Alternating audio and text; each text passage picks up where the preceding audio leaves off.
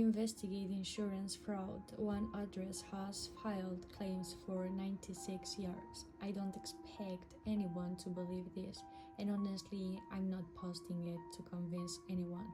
I'm posting it because I finally quit last week, and there is a chance whoever takes my position will make the same mistake I did. For the last 9 years, I worked as a property claims investigator for one of the largest insurance companies in the country. Despite what most people think, the job isn't chasing dramatic fraud rings or interrogating people under bright lights. Most of it is boring: weather damage, electrical fires, trees falling through roofs, contractors arguing over estimates. The interesting cases are usually the ones that make no sense on paper. 3 months ago, one landed on my desk. Claim number 44 1937 11, residential fire. Minor structural damage, nothing unusual until I opened the file. The property address was 117 Wren Avenue. That caught my attention because I'd investigated a burst pipe there the previous winter. Different owner, different policy, different problem. I figured it had simply changed hands. Then I opened the attached history. There were 28 previous claims. Same address going back to 1930. At first, that wasn't strange. Old houses generate old paperwork. Then I noticed every claim followed the same pattern: fire, flood, electrical surge, broken windows, roof collapsed. Then the sequence repeated exactly every 12 years.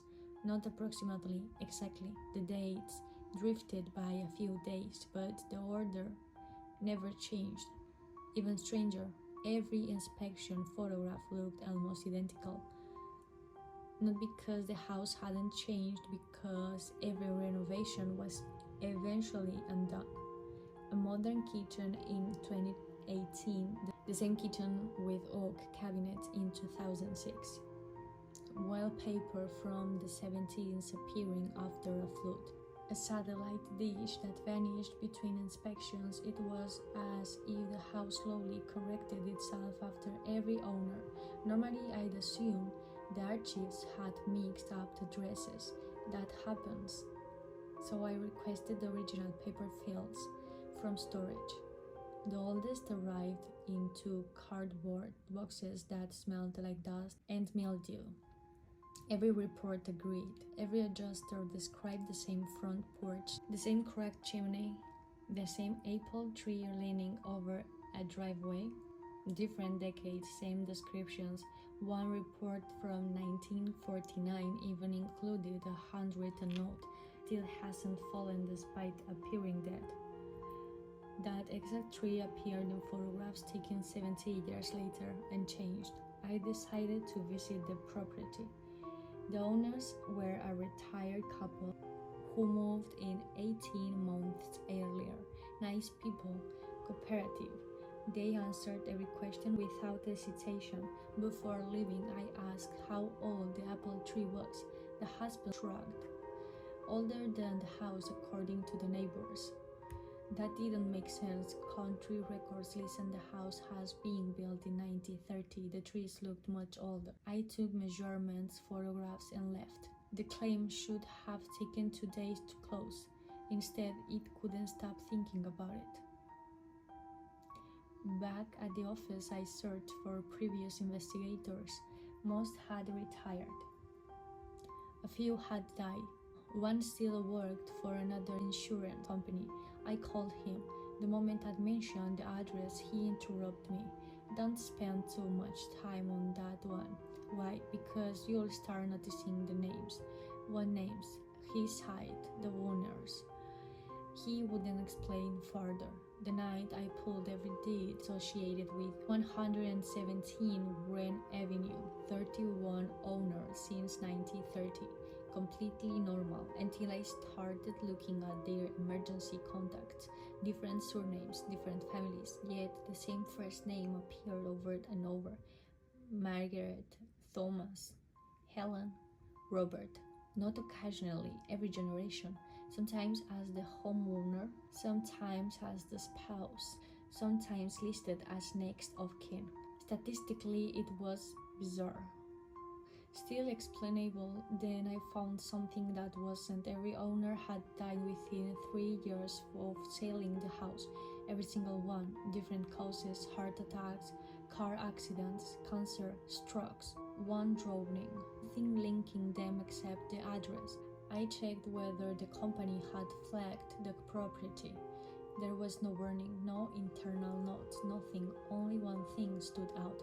Every investigation had been assigned to someone with fewer than 10 years of experience, never a senior investigator. I asked my supervisor why. He frowned. I don't choose assignments that way. The software does. I request access to the assignment logs. There weren't any. According to the system, my name had been attached automatically. No one had approved it. That had never happened before. Curiosity got the better of me. I spent an entire weekend reading 96 years of claim files. Most reports ended the same way: repairs completed, claim closed. Nothing unusual, except every investigator eventually stopped writing about the damage. Instead, they wrote about conversations, neighbors saying strange things, contractors refusing to return, mail delivered to people who no longer lived there. One investigator wrote, "The house always feels occupied before I knock." Another client answered questions I hadn't asked yet. A third simply wrote, "I think I've inspected this property before." The report was dated 1961. The investigator had been born in 1968. That shouldn't have been enough for me to walk away. Instead, I visited again. The retired couple welcomed me inside. While they made coffee, I wandered into the living room. Family photographs covered one wall, vacations, birthdays, anniversaries, ordinary memories. One picture caught my eye. It showed the couple standing beneath the apple tree on the day they bought the house. Behind them stood a moving truck. The company logo was visible. I recognized it immediately. The company had gone out of business in 1984. I assumed they'd bought an old truck. Then I looked closer. The license plate matched the style used in the early 70s, not the reproduction's original. I didn't mention it. As I left, the wife asked an old question. "How long have you worked for the company?" 9 years. She smiled politely. "So did the last one." "What last one?" "The man who came before you. I investigated this house last winter." "No." She looked genuinely confused. "The one before you. I never met another investigator here." She hesitated, then laughed softly. "Maybe I'm remembering wrong." When I got back to the office, I searched for the investigator assigned before me. There wasn't one. The files skipped directly from 2012 to my report in 2025.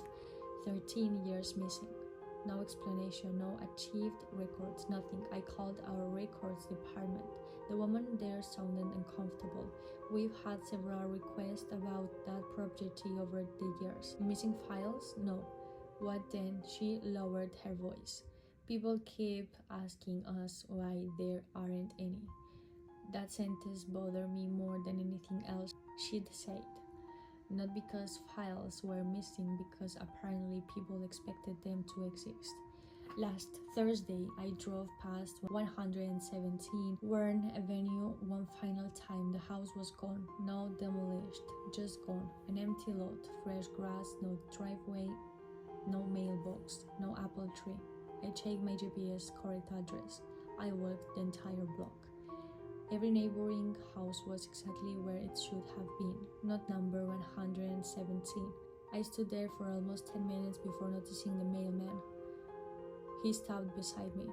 "You looking for the old place?" "Yeah." He nodded toward the empty lot. "They finally moved it." I asked him what he meant. He frowned. "You know." He pointed at nothing. the house.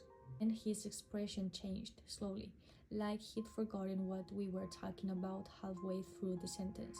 He apologized and continued his route. Yesterday, I logged into the company's claim database from home.